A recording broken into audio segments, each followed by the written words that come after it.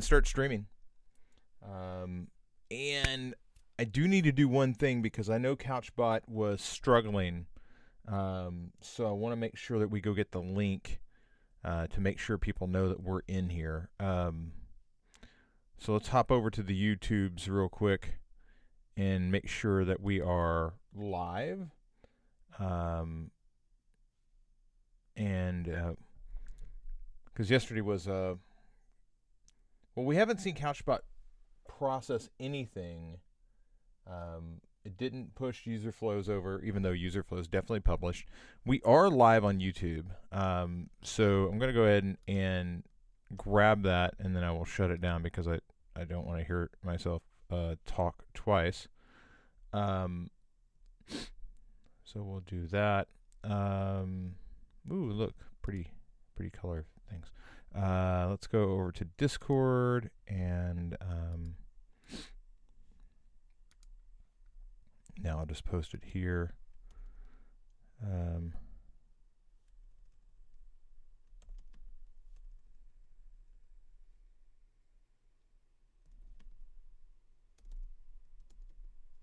Oh, never mind. Sorry.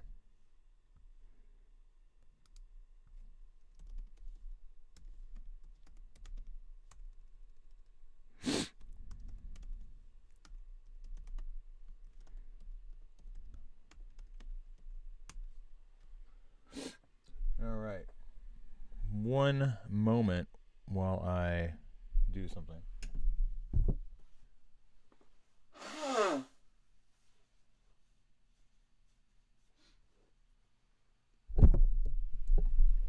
All right, we're back. It wouldn't be. It definitely wouldn't be a. It wouldn't be a winter edition of the feedback loop if I didn't have some sort of head cold. So it is so good to see all of you here again. Chris Courtney here, New Pragmatic, and we are getting things underway. We've got a couple of questions today, and then there's a few announcements that I want to make sure everybody is aware of. There's some stuff that we're testing out. Actually, right now, I'm just going to lift up my phone here because I am using a transcription service that is called Otter AI, and I used this back in 2018, and I gotta be honest with you, I kind of poo-pooed it because it just wasn't very good. And then I've over the past few weeks heard more and more people talking about it. I'm like, well, maybe they've tweaked it because they came out with a 2.0, and I said, well, maybe I should go back and take a peek at that. And I gotta be honest with you, I'm watching it run here, and it's doing a fantastic job of picking up just everything. I am curious of how it's going to act when I have multiple parties involved, but I would encourage you to take a peek at this for your research transcriptions. Like just run it. If you're on a call with somebody, run it. Let them let Otter AI pick up the conversation. If you're doing a in-person research interview, I would. Yeah, hey James, I'm happy that worked out for you. If you're doing in-person research, I definitely would push you to use Otter for transcription. I think about Eve. Eve did like 6 interviews during her user interviews, and she talked about how it was a couple of days of transcription. Otter gives you 600 minutes of free time each month. That's more than enough for your usage here in the program. So I would really encourage you to take a look at Otter. There are some other ones out there, but I'm really wanting to try to shorten the amount of time that you have to spend going through your notes. And if your notes are already written for you, which is what would happen in a research situation, you can go through and make minor edits. You can go through and lift out quotes and things like that much easier. So, and I do believe Otter makes a recording of the session as well. And there's like different tiers, but it will give you basic text, and it will give you it will give you an audio recording just out of the box on the basic tier, which I think is fantastic. So with that, and I'm watching it go as we talk, and I'll hold this up. I'm watching it go, and you can see that it's actually transcribing every word that I'm saying right now. We may end up putting this to use in the feedback loop. I'm not quite sure because I will run through 600 minutes in about like a hot second. And I'm not sure I need much more than that unless I'm like transcribing every feedback loop. You'll let me know if that would be helpful though. But think about me talking constantly for an hour and what that transcription would look like. I'm not sure it's actually very helpful. Because gosh, who would want that? Anyway, hey, welcome back. It is so good to see you. I wanted to peek in on a couple things. Rebecca had some questions related to, there's Otter AI. And again, when I talked about the pricing here, you get a lot for nothing. And they do have annual and monthly plans. But for your services right now, I think you can get basically everything you need out of the core free plan, to be honest with you. Now, if you want to go super duper, you can definitely level it up. But the leap here is you get a 10x, 600 minutes or 6,000 minutes. I'm really curious if 6,000 would be enough if I wanted to transcribe everything. Anyway, regardless of that, we're talking about Otter AI, but I want to hop over here and talk about Polylang, because Rebecca has found herself in a situation where her CrossFit site now needs to be multi-language, and it's an interesting quandary because there are a lot of translator plugins for WordPress, but her site isn't completely built in WordPress. It's built in Elementor, which is a plugin for WordPress. So it's like we're getting into this realm, Rebecca, where it's like you have a bucket of things that you can use, and then you have a bucket of things that you can use with the thing that you've already used. So because we've already used Elementor, I'd have to take some options off the table. But what I discovered this morning in digging around is Polylang, which has over 500 active installations, also has a Polylang Connect for Elementor, so it allows you to connect the two together, and that's got 10,000 active installations. So there's definitely some heat here. The thing that I want to focus in on is basically how this works for you, because with Polylang, you essentially will, let's just go into some of the screenshots here if it will blow them up for us.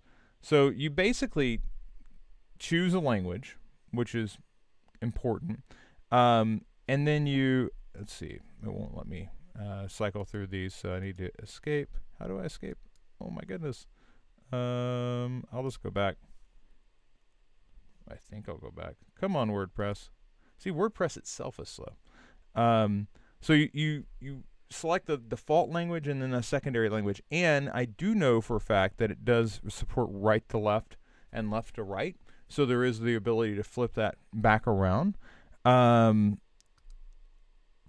there, so basically we'll hop in here. On your pages, you'll have languages, and then you'll have translations. So you can create Hebrew versions of the page, and then it will be dependent upon a selector that you'll need to add to that navigation. Do you want the Hebrew page or do you want the English page? So I'm certain that there's a way that it should be able to select Hebrew if their browser is set to Hebrew anyway. It should like automatically flip there. But if not, you definitely need a widget up in your navigation that allows them to select English or select Hebrew. Being that you have two, you don't have a bunch of languages. I think you could get away with just having a selector that flips the two, and I know that that's what Polylang Connect does. It allows you to, and oddly enough, I think this is the plugin demo that I was watching. It allows you to put that widget into the navigation and switch the two out. So you don't have to have two links there. One that says view in English, view in Hebrew. But if you're in English, it'll show a tag for view in Hebrew, and then if you're in Hebrew, it'll show a tag for view in English. So that switcher is built in. Obviously, there are other ones out there. This was the one. This was the one that I spent the most time with, kind of digging into. But again, if we find our way back over to, well, I have to find my way back to Firefox because that's where I have your page open. If we go over here to Pages, I'm going to go All Pages. Come on. Again, that hosting service is, we're not even loading the page right now. We're just loading the WordPress install, and the hosting service is like, when we get over here to Home, when you have Polylang installed, there will be a languages tab over here, and that would give you the ability to have to create a different version of the page. And that's really what you need to do. You need to basically have a version of the page that is in Hebrew, and then you would edit it and then sub out all the text. That's all it's doing. Is it's acting like a switcher at the top. It's not going to live translate on screen. So this is really where that comes into play. But you have to have the plugin installed, and then once you have that plugin installed, it will drop in a language switcher here, which will allow you to make a copy of the page. And essentially, after that point, you go in with Elementor, and you begin to edit everything in Hebrew. Now, there's a second thing here that you need to be, we're going to leave. There's a second thing I need you to be aware of. The typography that you have, and I can't claim to remember what typography you're using. I'm not sure if it has Hebrew glyphs in it or not. So that is another thought that you need to have in the back of your head of this Elementor sign. This font, which is let's look at this. It is family default. I'm not sure. This must be something that Astra loads in. So with regard to this, does this have a Hebrew version? I don't know. And that's something that I would look out for when you flip it.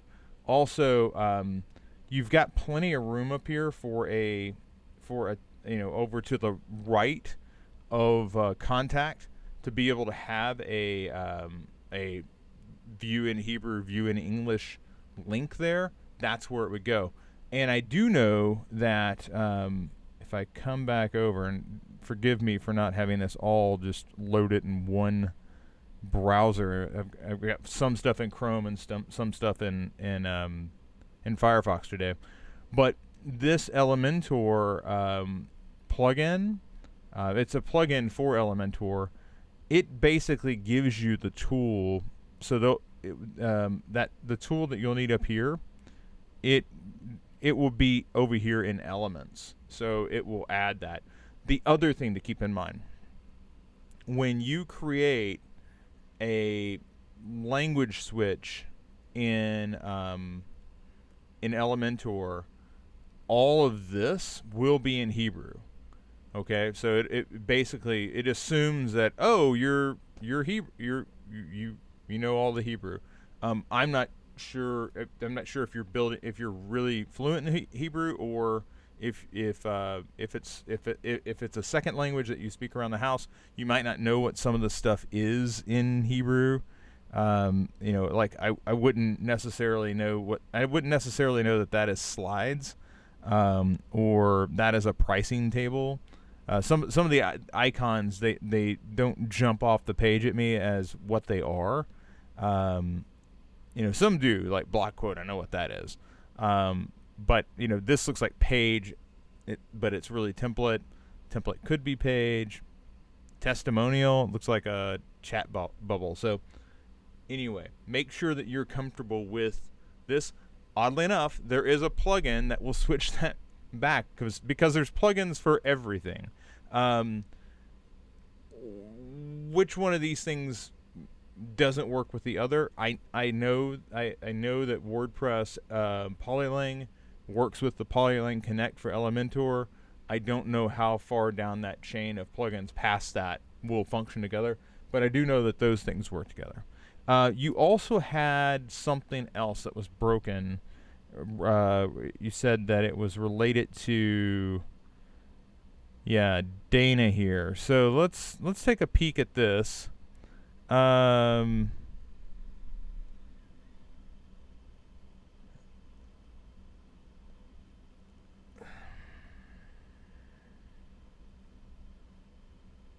going to duplicate this because I don't.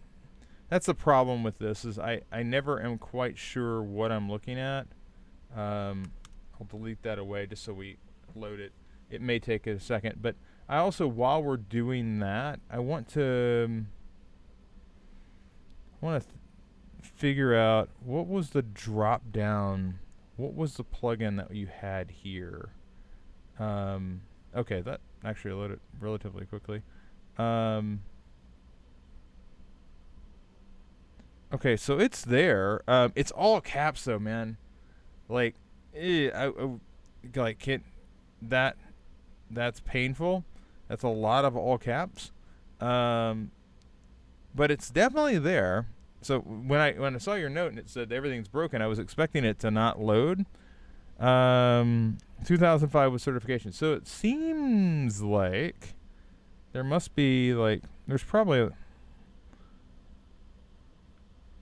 Dana began her training career. Expand title. And excerpt.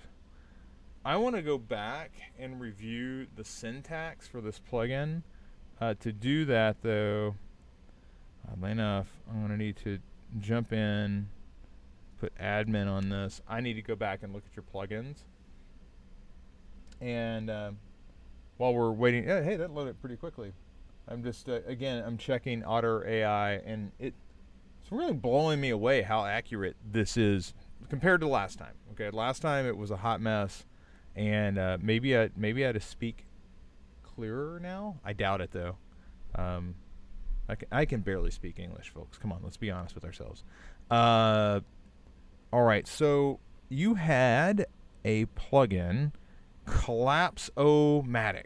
Okay, so Collapse-O-Matic shortcode.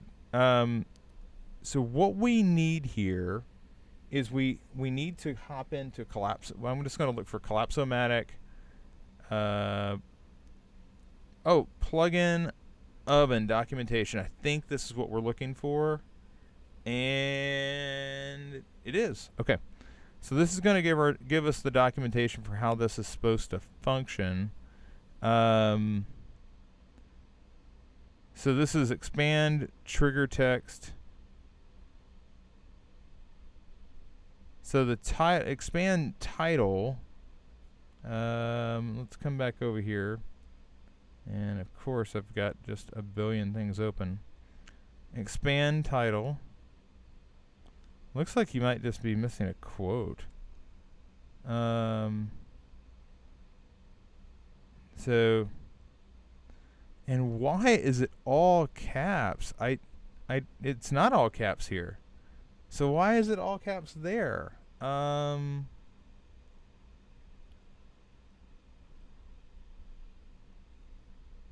Let's see here. It seems like this excerpt would be inside of it. So the target content So your triggers here, your target content should be below it. So this is on, off, open, close, read more.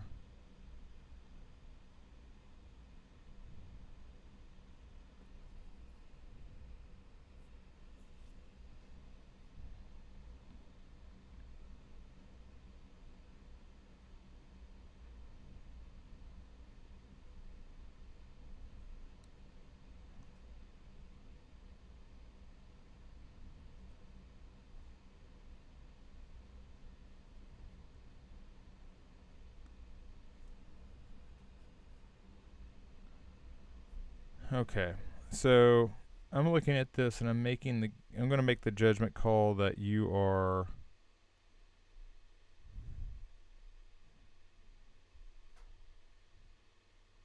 So we want this slash expand to basically wrap.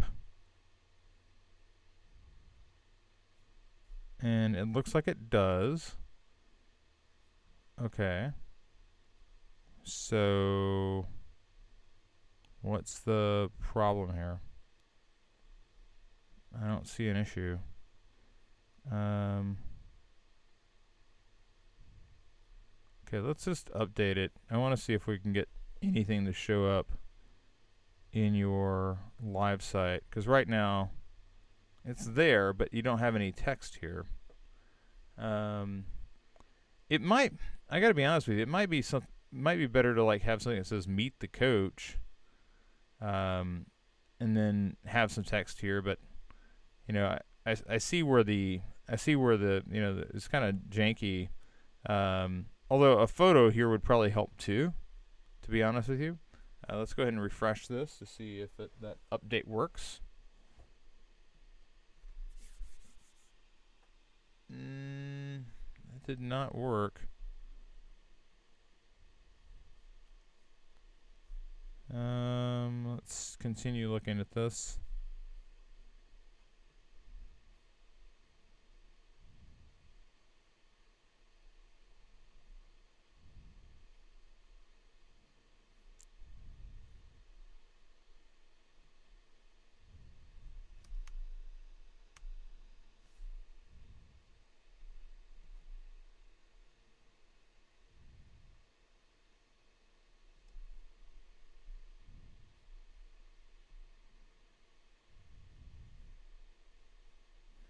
Ooh, server error.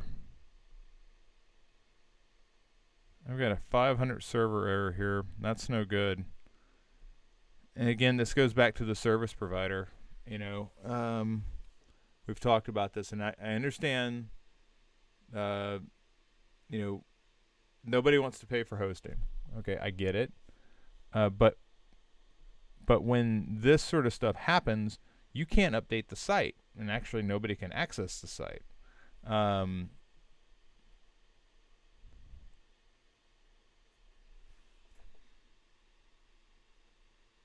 see if it craps out.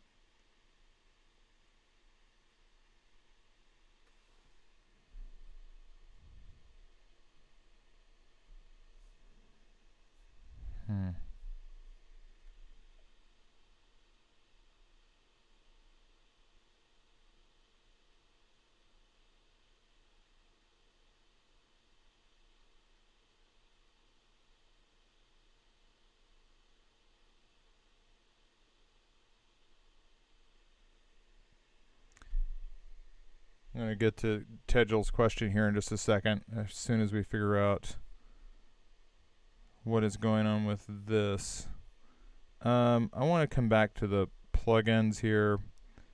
I just want to try to grab this and bring it. Let's bring a simpler one over. Expand title. We're just going to bring this over and we're going to put it into this one. Now that one I understand why it's all caps, because it's clearly all caps, but yeah,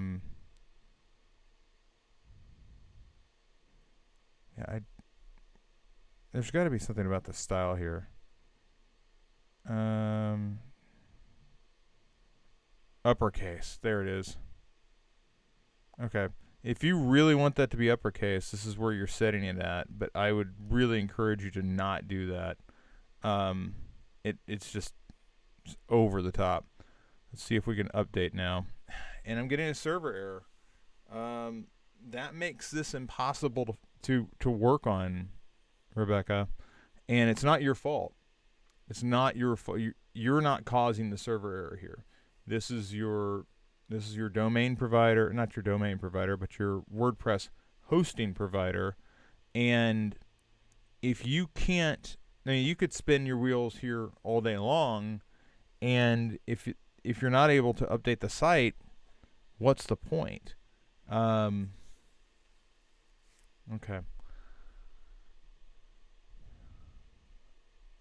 Oh God, and it's inserting these things. That's no good. Is it doing that on the other side? First of all, I don't want visual editor. Okay. This is what I want to see. But I can't update it. Sorry, Rebecca.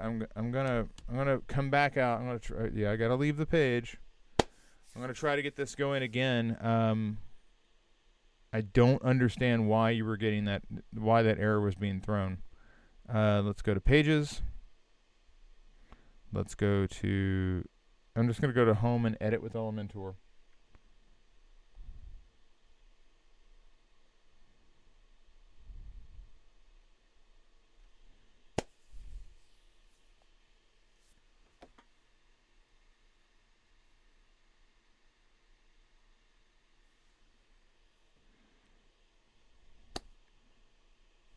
Okay. All right. Hopefully the hosting provider will not throw a fit this time. All right. So let's edit. Let's edit this. I want the text editor. I don't know why font weight 400 is getting thrown in there. We're gonna get rid of that.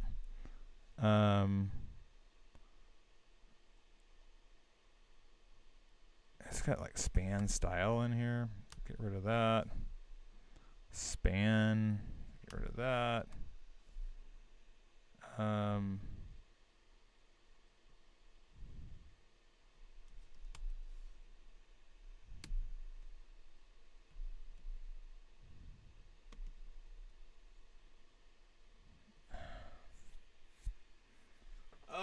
Server error. If I can't update the site, what can I do? I will have to come back to this, Rebecca, but this right here, this server error, internal server error, again, not your fault, but your hosting provider is crapping the bed, like, right when you need it to actually function. And that's not acceptable. I just want to see it. Maybe could it be a widget thing? I just want to come up here and say, meet your caches. Update. Meet your coaches. Update. Okay, Rebecca, we will have to circle back on this because it's not allowing me to update the site, which allows me to see if the changes that we've made are functioning. I would say that stay away from this visual editor. Stick over here in text. My big worry is that I'm never a fan of the visual editor of any sort, like Word documents, Google Docs. It inserts a bunch of crap into your code, and you're here trying to use a short code. So when I saw like the spans and all that crap in there, that could have been what was actually blowing things up. But again, without being able to hit update and test out that theory, I can't actually begin to solve this. So moving forward, I would definitely have a conversation here about the hosting, because the hosting is falling down right now. The other thing I'm curious about is there an Elementor outage? So just for grins, I'm gonna go over here to Twitter and I'm gonna search for Elementor, just to see if anybody else is reporting an issue with that plugin this morning.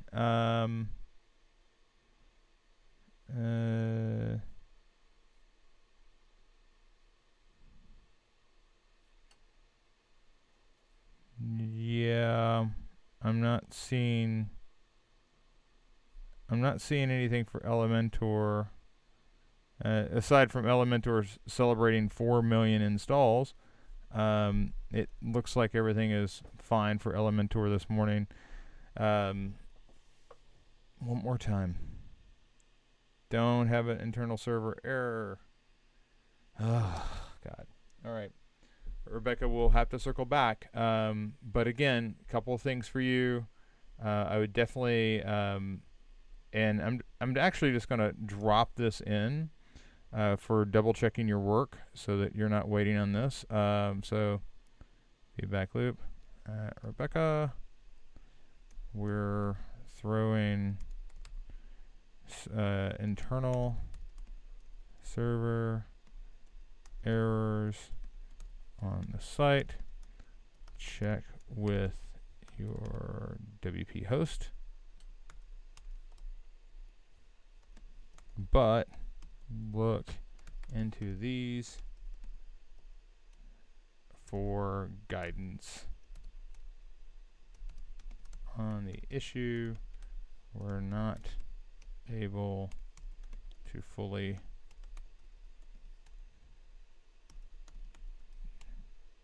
test this morning. I hate doing that, but it's literally like hands are tied. I'm sure that it literally is it's the combination that you have here, because everything was in expand title, but then there was also a quote, and then there was also a span. Those things, I really, and we've got more down here. Like, where is this stuff coming from?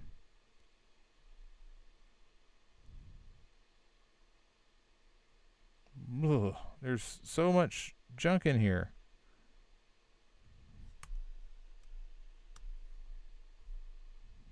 No need for this. Oh, and there was the missing quote. The quote was in here. Okay. The other thing is, like, really consider getting rid of that all caps thing. Like, if you do that, you go default. Immediately easier to read.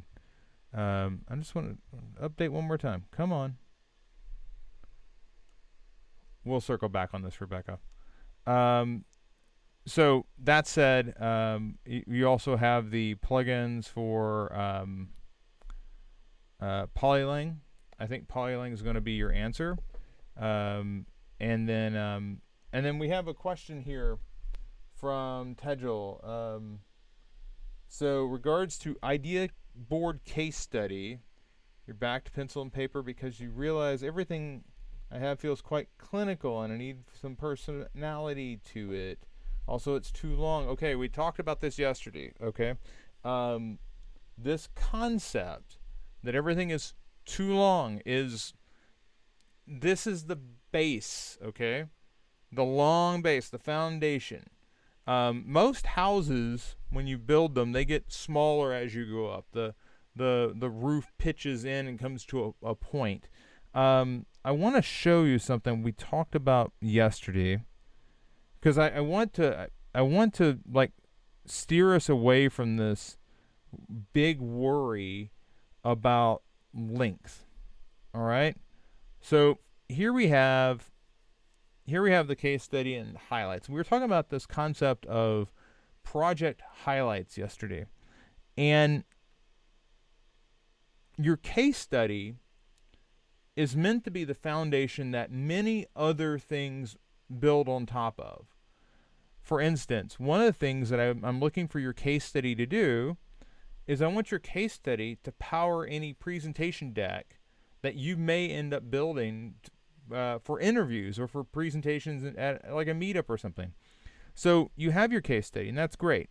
But you also have these individual slides that you're going to build out of that.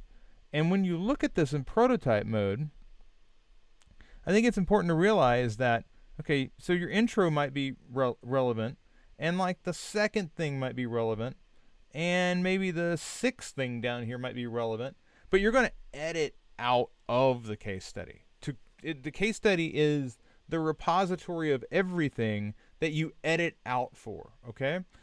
Additionally, we talked about this concept of highlights. And highlights is a piece of the portfolio that lives between the homepage and the case studies.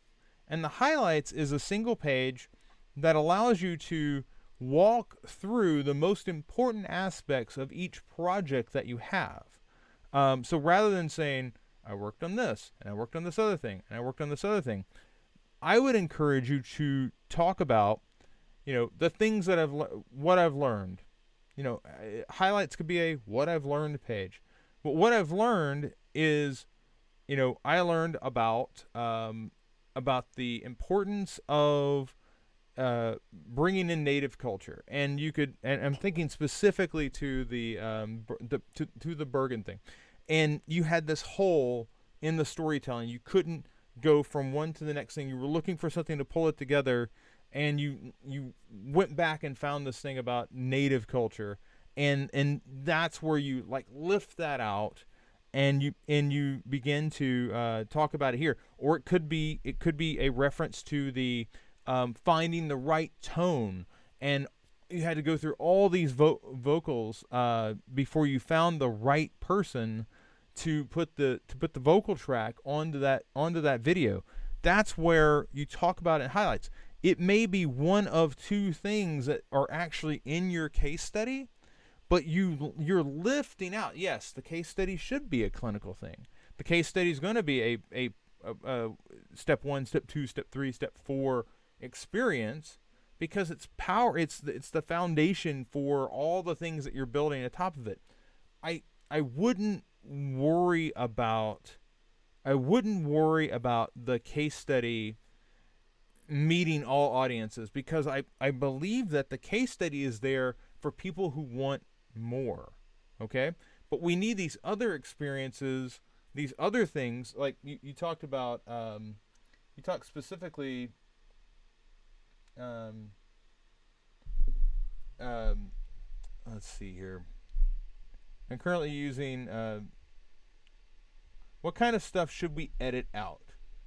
And I really believe that we shouldn't edit out from here. We should make some other experience that the case study, that links through to the case study. And basically what you're looking at is you're saying, okay, I have my homepage, and here's who I am. Here's my my project highlights, okay? And then here's like how to contact me and all that stuff. I click on project highlights. I'm going through, and you're talking to me about your growth as a person through the highlights, okay? You're talking about the things that you really are interested in, not the in-depth story of each project. But if they want to know the in-depth story of the project, they are opting in at this point to say, oh, I want to know more about this. And that's where they land on the case study, because they've opted in. You have not shoved it in their face as, hey, here's a really long experience for you. They've said, I want to know more. You gave them a really interesting look at you through projects in the highlights. But the case study is for people who want more. And I wouldn't necessarily worry about editing that away yet. Now, at some point in time, you may decide, oh, I want a different formulation of this. That's okay. Maybe that's another layer that you slide in. But but I don't necessarily think the case study needs to be edited down. The case study is the foundation. I don't want a smaller foundation. I want a smaller house on top of the foundation. So, I look at this like the foundation is everything. It's the backyard patio, it's the garage, it's the tool shed, it's the house itself. And then you have all these experiences that sit on top of that. So I hope that addresses the question, but I do think that there is a knee-jerk reaction the moment that you look at your case study and go, man, it's really long. Yeah, it's there for the people who want to go real deep. Okay, I'm more interested in, okay, let's knock out idea board, and let's talk about your story. Like, what are your highlights? What have you learned? What are you really interested in?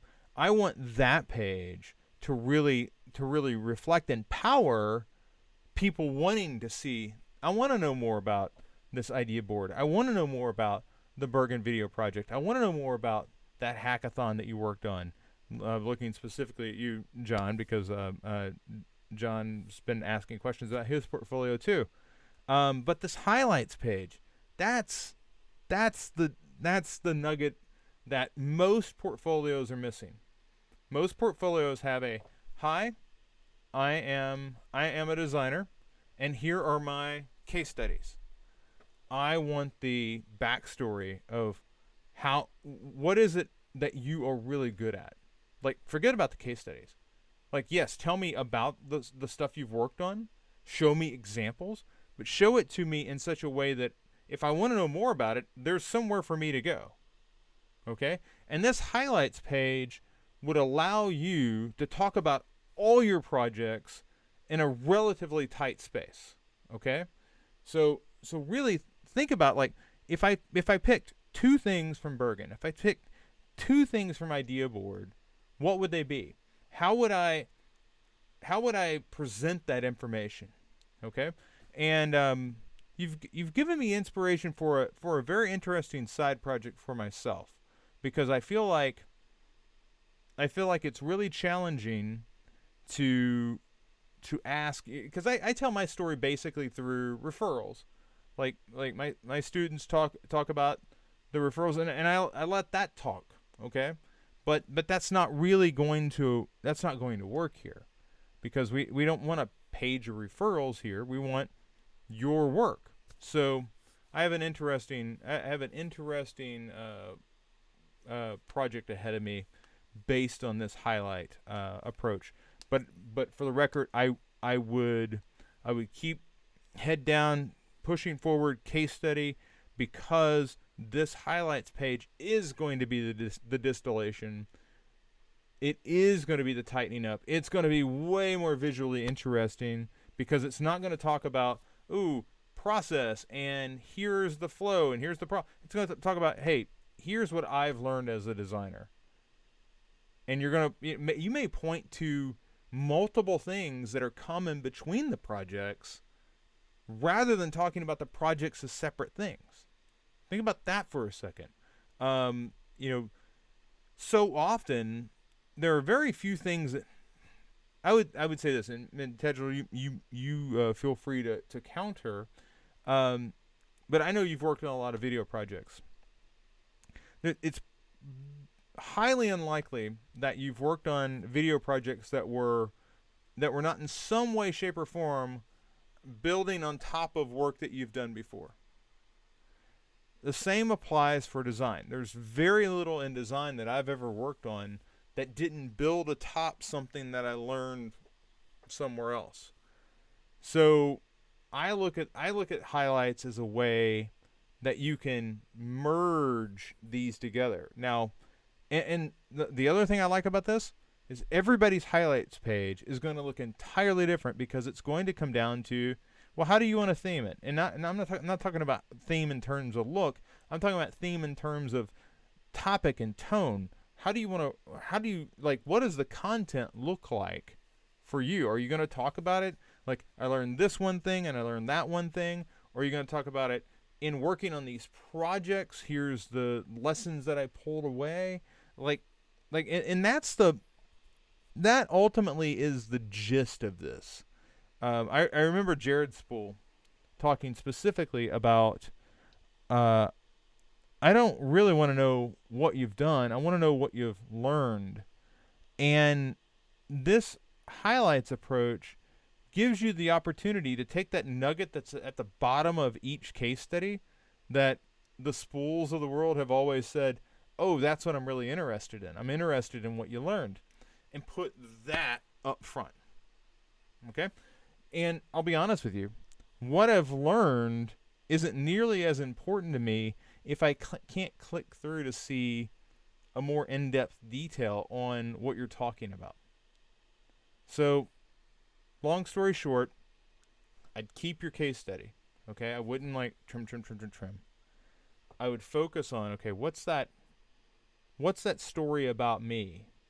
And this kind of replaces the concept of about me, because about me tends to be like, oh, I grew up and my dad bought me Legos and that fueled my love for design. And that's great. That could be like a paragraph at the top. But here's what I've learned about design. That's like the real deal. That's the real deal. So that's what I would encourage. Highlights, and then like keep pushing on case study. But that's just my 2 cents on it. I really am a big proponent on highlights, as I am a big proponent on Otter AI, which at 46 minutes is still just humming right along. Yeah, that's pretty amazing.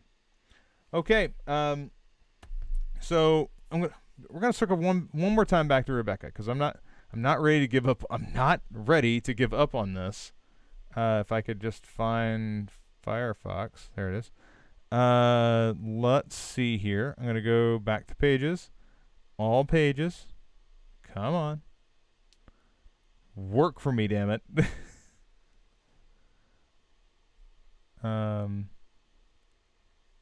Also, something that, while this is loading, something that we released yesterday, user flows with FlowMap. The nice folks at FlowMap have already been commenting on it, which is fantastic. I didn't tweet this out or anything. They must have just found it. But FlowMap, that's working its way into the curriculum. I'm glad that that was useful. It was. I got that over to James yesterday, and yeah. So let's get back to this. Is that no?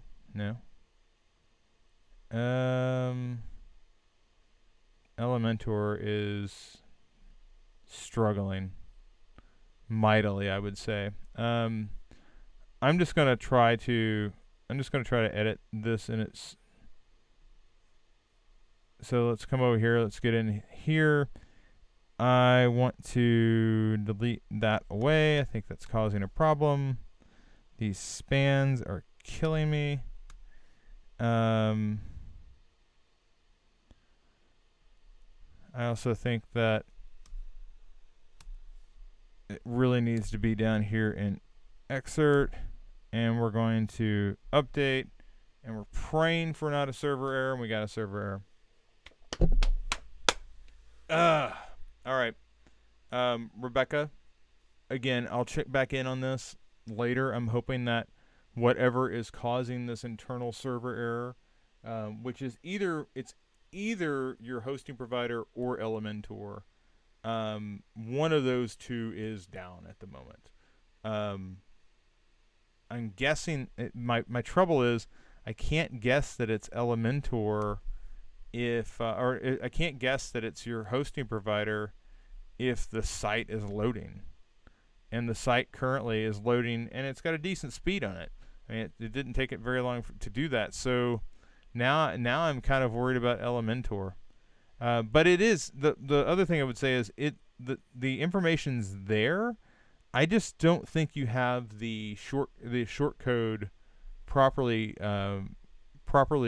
rendered. So I do believe that there needs to be this content between the tags that's not there right now.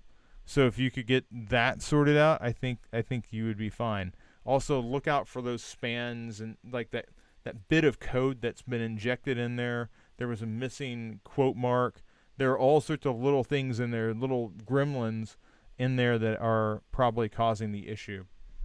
Okay, I don't like it when I can't. I don't like it when we have technical issues that keep me from being able to fully push through our changes. But that is unfortunately where we are at today. Checking in with OBS.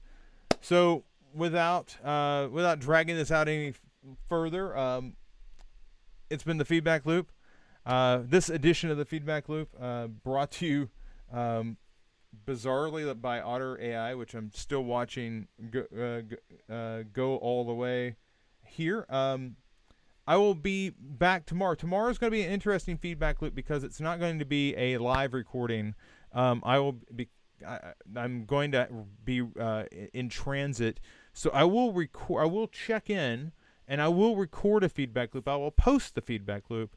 But it will not be a recorded session like this one, or it will not be a streamed session. So tomorrow morning there will be a feedback loop, but it will not be streamed, and I do apologize about that. But I want to make sure that we get the feedback loop in, and sometimes when you're streaming, it can dip in and out as you're in transit, and I don't think that'd be a great experience for everybody involved. So I will see you all again tomorrow. Take care.